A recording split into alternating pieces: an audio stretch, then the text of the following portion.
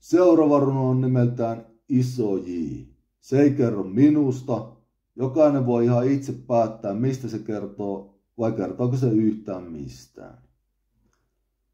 Taivalta lavalle laskeutuu Iso J. Yleisö huutaa yhteen ääneen hii. Nyt kaikki uskoon tulkaa, opetuslapsiksi alistukaa. Nyt tulee sitä sanomaa, siihen kaikki uskokaa. Kaulassa heiluu kultainen risti, Iso J heti rähinäksi pisti.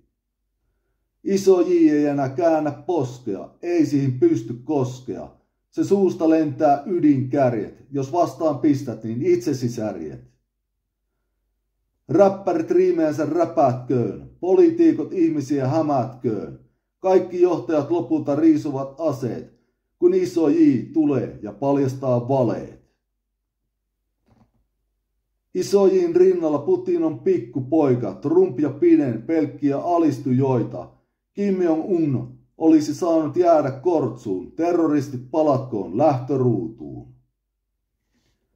Ihminen ei ole ihminen ihmiselle, vaan vihollinen viholliselle. Rauhaa tehdään julistamalla sota, se on vituunmoinen moka.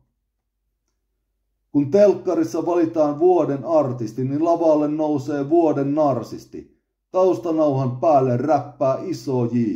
No ootko sä kuullut parempaa musiikkia? Riimitekstin vaikka väkisin, miten muuten mä pätisin. Äidinkieli, mitä väliä nyt siitä, hän on Nero, kumara ja kiitä.